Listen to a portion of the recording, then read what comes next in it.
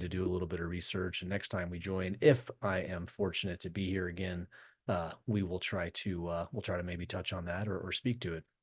But having that said, James, I know compliance folks are going to be just fine with the amount of time that we had for our disclosures. I know, as I had said, you've got some themes that you want to take a look at, some comparisons and some charts. So I will yield my time to you, and then maybe towards the back end, add my 2 cents to the conversation as well. Thank you, Peter. And yes, good afternoon, good morning, everyone. Good to be back. I was just in another session not too long ago. And as many of you know, in this kind of 30-minute broadening your horizons session, we like to focus on international markets and international themes, right? We've talked about currencies and metals in the past.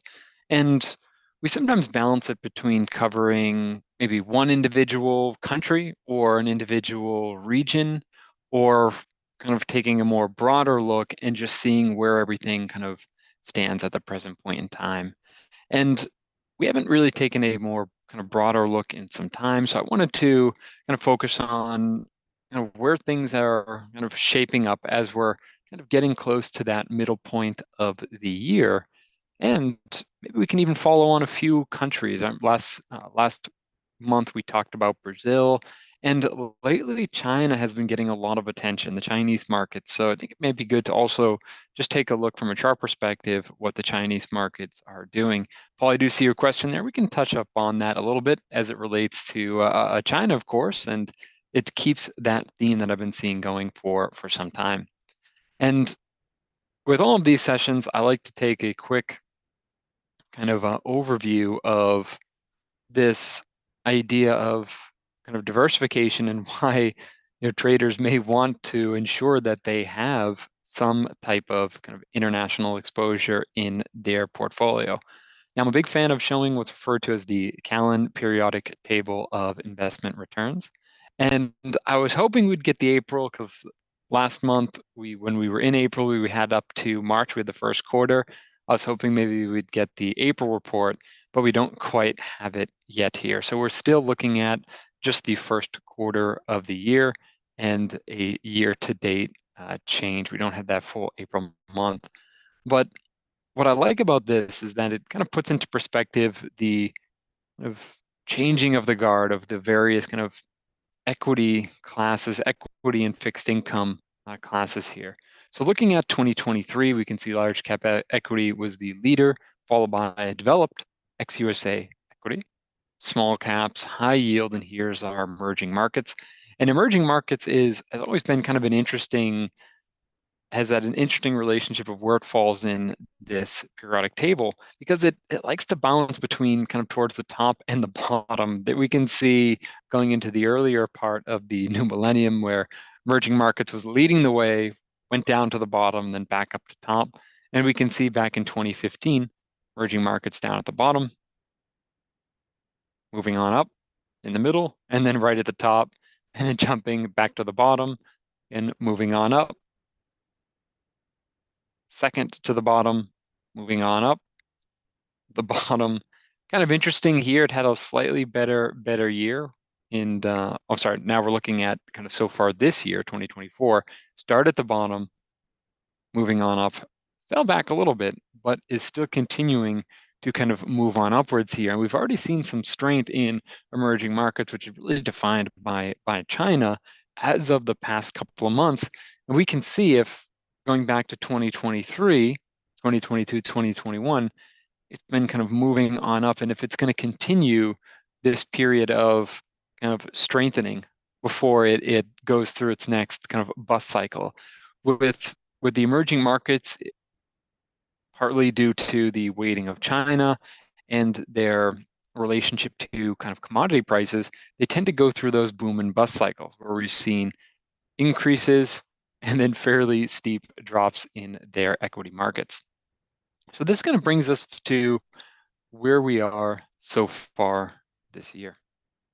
So we'll take it to the charts, and what we're looking at is still the S&P 500. I'm just using ETFs here, and just some of the more common types of ETFs for those same themes that were talked about in the periodic tables. And I'm going to show them quickly side by side. This way, you can kind of see the relationship between the two, where we've got SPY, this is our S&P 500, and that is what Callan uses for large cap equity. We can see it, won't put my mouse there, but take a look down at the bottom for sources. So we've got the S&P 500, we have EFA is our black line. So this is our kind of developed ex-USA. We've got the orange line here of emerging markets. And to add a little bit of separation and make it easier to see, we've got our two international of themes, both developed and emerging markets. We've got those with dash lines. We've got green as small caps, blue as our proxy for, say, high yield, junk bonds, so to speak. And that's similar to the Bloomberg corporate high yield. Now, these aren't the exact indexes that Callan uses, but again, it's more or less meant to show that theme.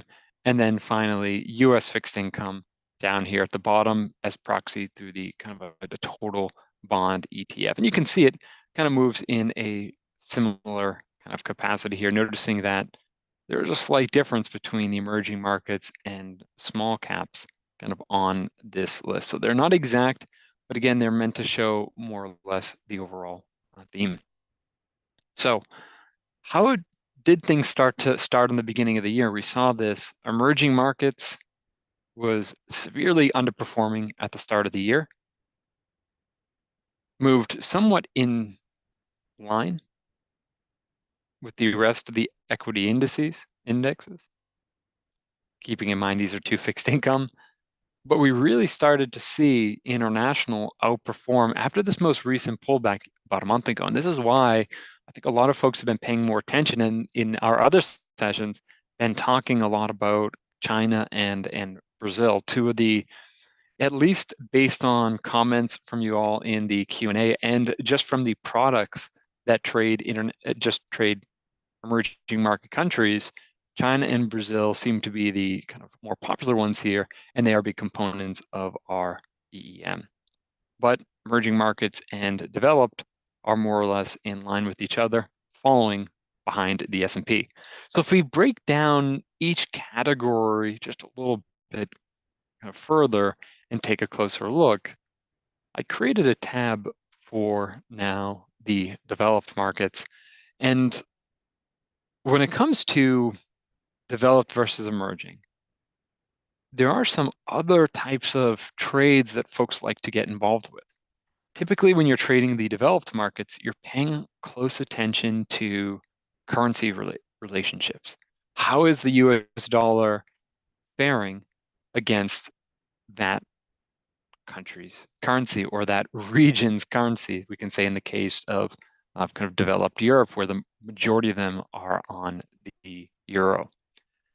So you can't really talk about developed markets without also, especially as traders here, if you're trying to maybe enter into a trade and trading internationally based kind of, or trading international ETFs, you're typically not trading just for the day or maybe even for a couple of days. Oftentimes I see folks trading these kind of periods of either outperformance or underperformance that can span for weeks and into months. So what we're looking at here is we still got SPY as the main underlying. And we've got two solid lines and two dashed lines and two different colors. So we have Europe in blue, we have Japan in red. I'm only picking these two from the developed marking space because, again, I'm just picking what's kind of the most popular. There are other countries within the developed market space that you can trade, but just sticking with the ones that majority of you are interested in. And what I really like about this is it somewhat also shows the difference between just how their market has done if you were to buy the ETFs versus the hedged component. So these dashed lines are the two hedged examples. So red being a Japanese ETF, and it's hedged. We could say it's kind of hedged example above, blue being Europe, and the hedged example above. So what should this immediately tell you about kind of how the US dollar has fared against these kind of foreign currencies, in this case, the yen and the euro, at least year to date? Well, this lets us know that the dollar has strengthened. Because of that stronger dollar, those European and Japanese equities aren't worth as much, again, priced in dollars. But for you traders out there that took a hedged approach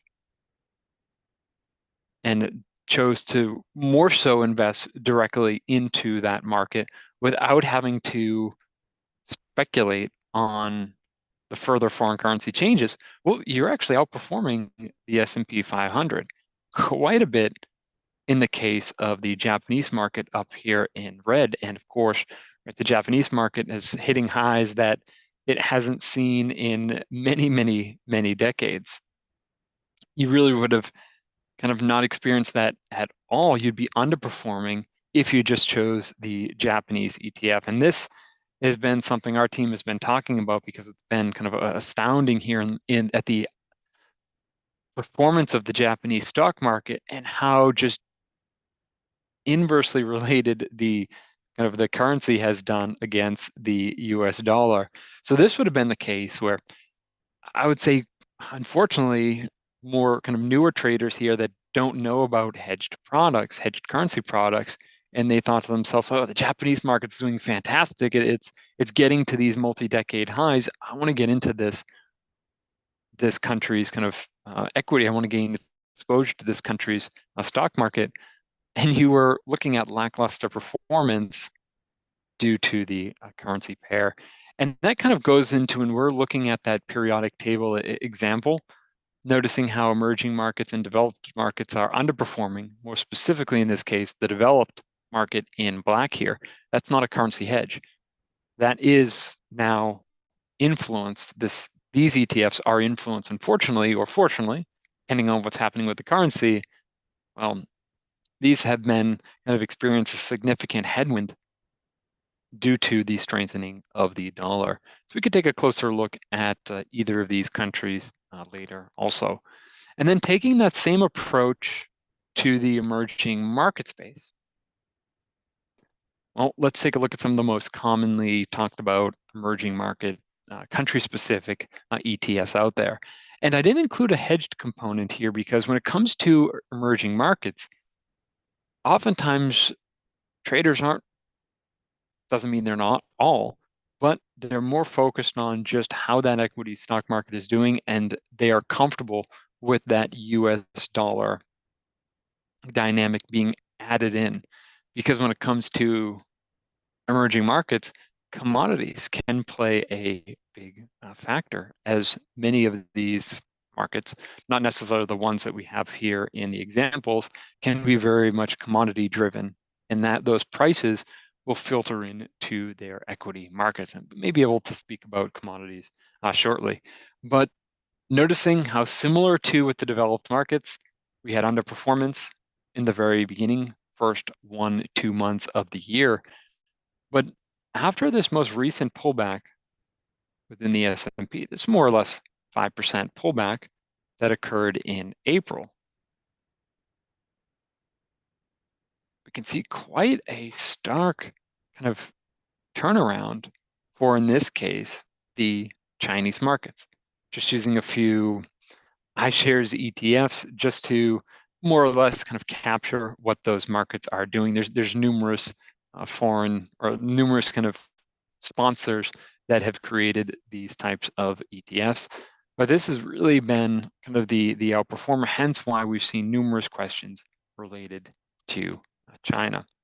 So we'll definitely take a look at this later on.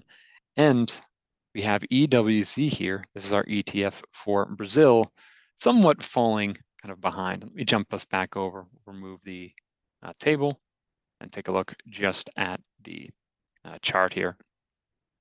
So we'll take a look at China shortly. And one more thing just to focus on for those of you that want to kind of stay on top of the more common currency pairs, we have more or less all of those countries kind of that we looked at, both from the developed and the emerging market side.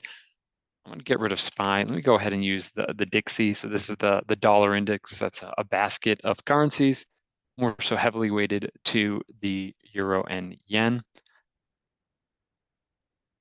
This is our year-to-date starting point.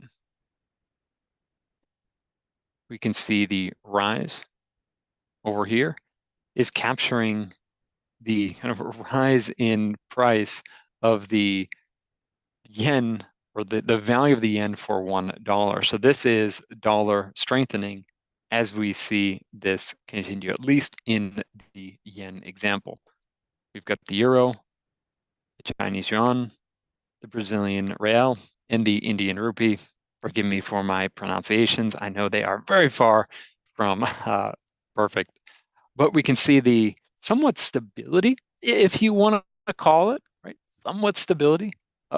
It's tough to say that when we're talking about foreign currencies, but in relationship to each other here, we have our Chinese yuan and the Indian rupee that have stayed relatively stable compared to some of these others that we have here. In this case, the yen, the real, and the euro.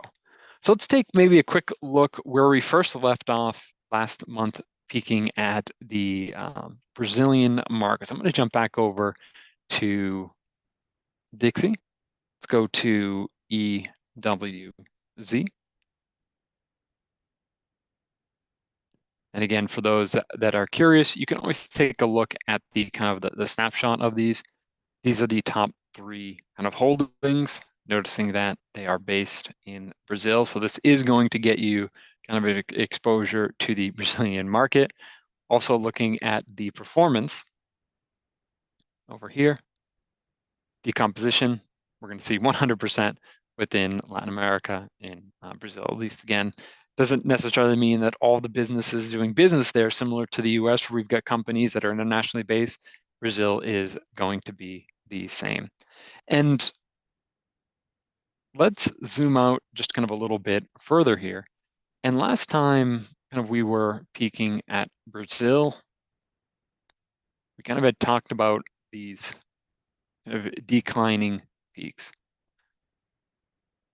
Now, depending on where you want to kind of mark your tops, this candle up here, I'll ignore it if it's quickly kind of, I guess we can say, kind of rejected. Price tried to continue to rise further, fell back in. Noticing how that lower wick does still touch this line. We intersect with the higher wicks. We have a close. And at this point, we have another closing price. So we're actually connecting kind of wick highs and lows over to the left side. And then we're connecting closes as we move over here.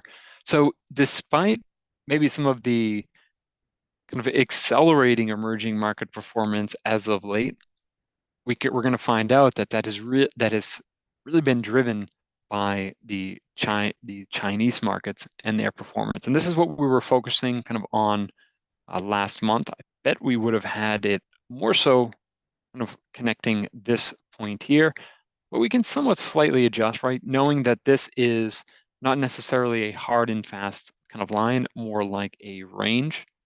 And price is continuously moving to the downside. We talked about from the moving average perspective, we are now under the 200, hanging in at the 50 and the 20. Momentum is here right at 50. So for you folks that have been dabbling into the Brazilian ETFs, you're likely going to see a similar chart here, and it's still moving within that downtrend. Taking a larger look in price, it really puts into perspective. This is on a 10-year. Going back to 2016, we can even see prices here going back 9 years. 31.81. Looking at our quotes over here.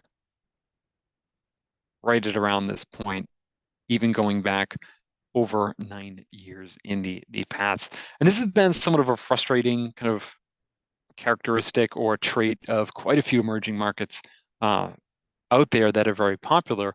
Folks like the kind of volatility hence why they're enjoying trading them in these kind of swings up and down. But when it comes to holding long term, it can be a very frustrating thing for investors. So the investor's frustration could be the trader's delight in this case.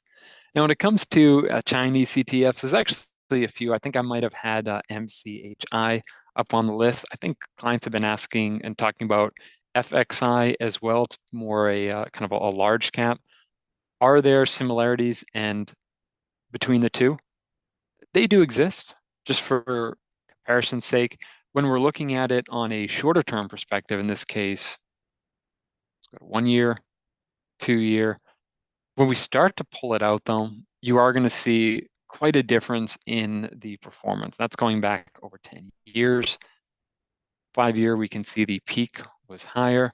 So whether you're looking at something like MCHI or FXI, they can have their differences, but they've been moving in a fairly close kind of sync over the past, I guess we could say in this case, 2 years. So it's kind of been exciting for the Chinese markets. Keeping on FXI, the volatility has been there, and from the bear market perspective, they went through quite a severe bear market, right? If we're talking about within the S&P 500, going back to the kind of GFC, the Great Financial Crisis, we saw an over 60% decline within the S&P 500. That's somewhat similar to what the Chinese stocks have gone through throughout the bear market of 2022 that we experienced kind of also here, right, within the S&P 500, but they didn't get the rally that we had in 2021. And this was the frustrating part for international traders or for Chinese kind of traders here. 2021 was rallying in the US, declining here in the FXI. They hit a bottom, was very close, if not right on it. And this can be a fantastic sign. And I think this is where folks kind of started to get excited when emerging markets, or in this case, when this ETF was moving down in the beginning of this year. The fact that it found buyers yet again at this same point, which was the kind of a bottom of their bear market, which was also at the same, more or less the same time in the US equity markets, like the S&P bottomed at around October, November of 2022. The fact that we found support here was a fantastic signal for traders. And this is now the kind of run up that we've seen. So for you kind of China traders out there, it's about a 40%. We've got about a 20% since April. That's why quite a few folks have been kind of interested in this ETF and ETFs that are kind of getting exposure to China. But I would say keep in mind at some of these kind of prior peaks, should you still continue to see strength within the Chinese market, where we had seen possibly one, two, three, if you want to consider this four peaks that were established, there's still room, right? But keep in mind, because price, even in the international markets, tends to not forget.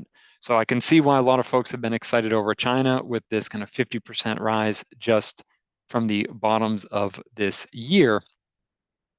Keep in mind at this next point on the upside, noticing it coincides with the COVID low. If we can break out there, that will be then this current resistance, this future resistance, not there yet, could be viewed as the next level of support, or are we going to find ourselves trapped in this very wide range from this kind of 33 down to 21? So that was an interesting take on China. I'm going to want to we'll keep an eye on this in our next Broadening Your Horizons sessions. If we continue to see this rise in price, how does it react once it gets to these prior peaks? So Peter actually went further than before. I know you kind of wanted to see a little bit of what I had in store. I had a fairly kind of wanted to make it more higher level, but broad. I think I'm going to come back to Paul's question, unless you want to answer that or any of these other questions that you want to tackle. Or I know you mentioned you had a few things you wanted to share as well. Yeah, let me let you catch your breath maybe for just a moment or two, and you can certainly circle back to Paul's question. So I'll keep different thoughts somewhat brief here, folks. But just to add, I know there were some different questions maybe about non-U.S. fixed income. I had hopped over to Bloomberg, so third-party data here, but in taking a look at the Americas, Europe, Middle East, Africa, of course, and then also Asia Pacific. If you had thoughts, I know that given this screenshot, it's a bit zoomed out, so to speak. It could be harder to maybe make some of these yields out, but 10-year government bond yields, United States right now sitting at about that 4.4 in comparison to some of these others, some of the countries, nations that you had talked about. Some that you hadn't. I think as far as any commentary about it, take a look at their actual rates themselves. But I think that the thought process is going to carry over to um, not every international market, but the thought as to when might cuts come about. I know Christine Lagarde previously had hinted at the ECB, potentially cutting rates before the Fed. Thinking about Canada as well. Currently, they are set to potentially begin cutting rates in June, July. At least that's what investors are pricing in, just north of us, and some others as well, kind of on this cuts front. Is that going to, of course, if everyone else in the world is cutting, is that going to, I don't want to say force the Fed's hand here stateside to potentially consider cuts as well? But is that something that's going to play into their decision making as far as timing is concerned? So keeping that in mind. Another thing as far as timing, once again, not one that we talk about too often, but James in the morning market briefing, I had shared that I was starting I say a deep dive, an initial, I should say, deep dive into lots of commodities, lots of metals. Of course, when you're thinking about that, Canada is going to come up quite a bit. And I think dovetailing off of what I was just referring to, Canada CPI tomorrow morning going to be coming out. That is going to be playing into maybe their decision-making process as to the timing of their potential cuts. Although in the back of their minds, I know you were already speaking about currencies. The currency pair there for the Canadian dollar has really been declining with strength with the United States dollar. So that might be in the back of their minds as well as far as cutting interest rates. But at least from what I had read, that's going to have to be a pretty major move for their currency to really deter from the potential for interest rate cuts that are seemingly on the horizon there. That being said, though, Canada overall, just given their metals complex, their energy complex has had a bit of a tailwind. I also wanted to point out over, UK is going to have lots of information on Wednesday, which is another kind of nation that I was taking a look at as well. In the background here, at least as far as Canada is concerned, you talked about some of these other ETFs we're looking at that are maybe 20, 30, 40, 50% kind of year to date or off of some of these lows. Canada itself up about $7 or so on that $30 price point. So not quite the 50% like we were just seeing maybe out of China. Backing this chart out to a longer term perspective, it is at least upwards to the right. We are making these higher highs, higher lows, currently just breaking out about what this previous swing high had been, but has been putting lots of this lower $30 or maybe 30 up to 35 price points behind it.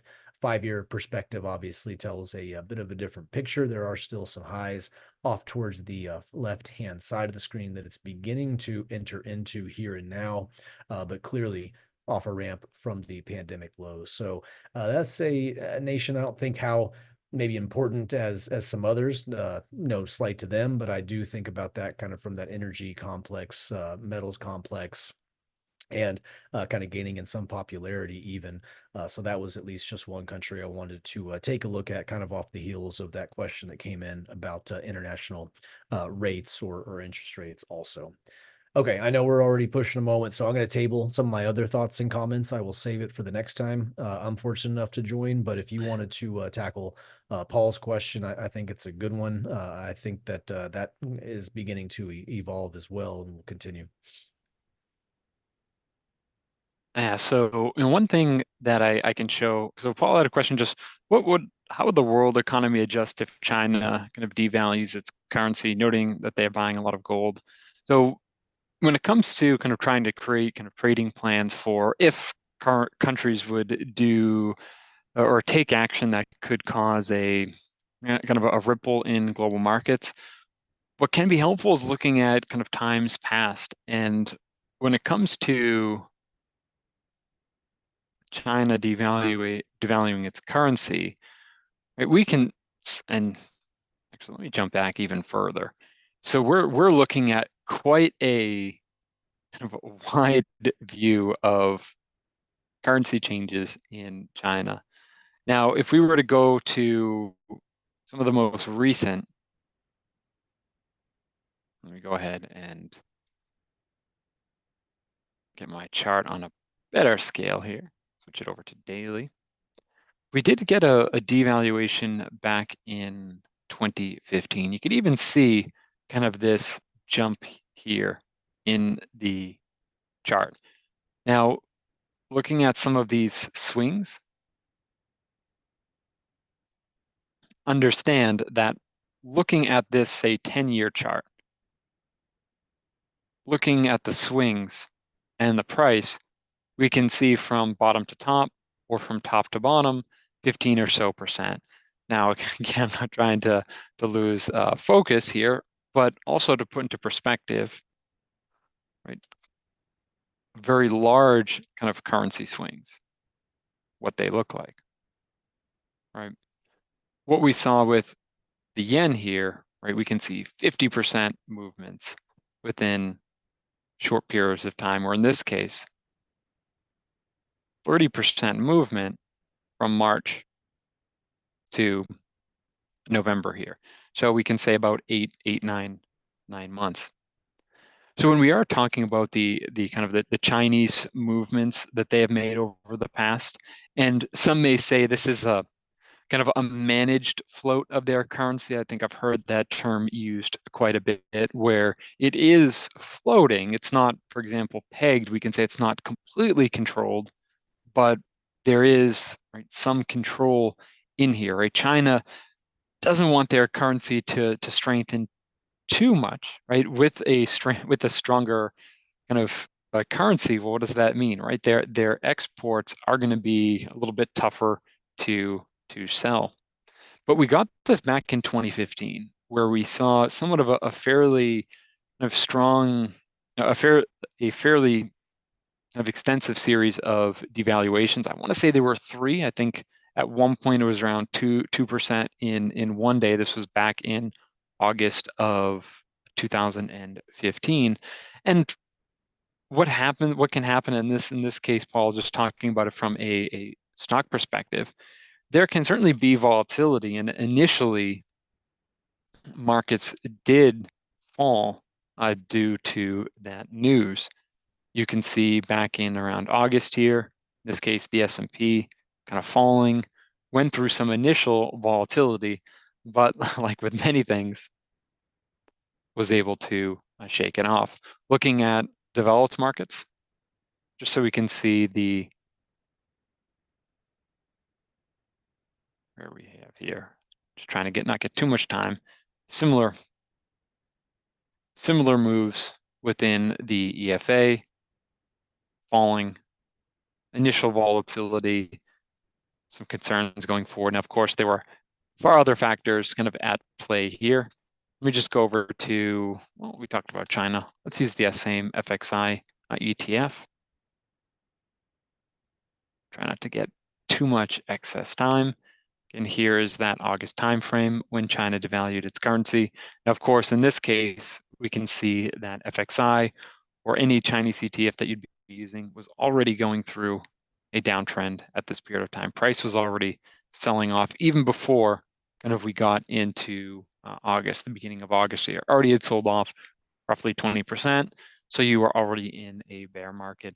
So if China were to kind of put a surprise devaluation of its currency, let's say provided they do somewhat of a similar amount, maybe 2, 3, 4, 5%, possibly not just in one day, but maybe over a week or two time frame, there could be some initial I guess we can say reactions in the market. Typically, the market does not like surprises. We can expect possibly an initial sell-off in equities, but like with anything, once the information has become known, we can see how countries adapt. Oftentimes, it's then business as usual. So we can see kind of periods of time in short, but fortunately, at least for the equity markets and stability in international markets, China still hasn't wanted to kind of do a full kind of currency war of steep and severe devaluations, which could then cause even more turbulence within in markets. But like with anything, surprises can happen, so we'll be left to wait and see. But we're already a few minutes over. Always appreciate some of the comments over time here, mentioning gold.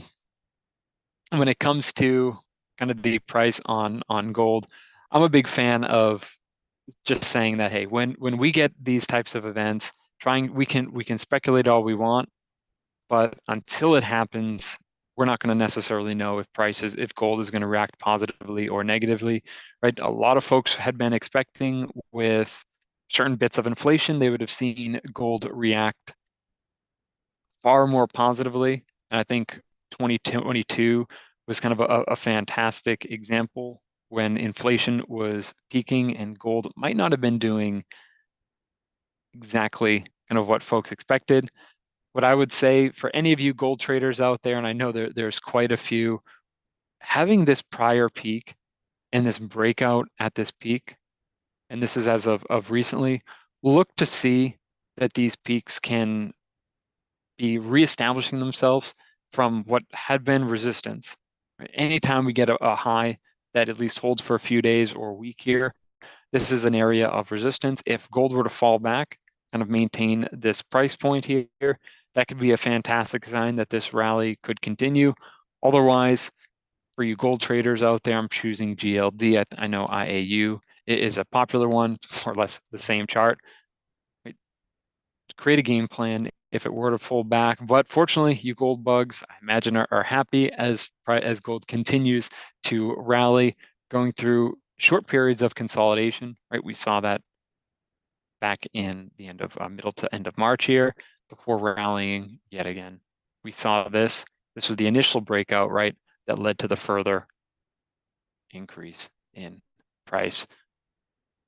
Waiting for the breakouts, being there to possibly manage risk if it were to fall back beneath that breakout price, and then continue to ideally either remain in the position or take your profits.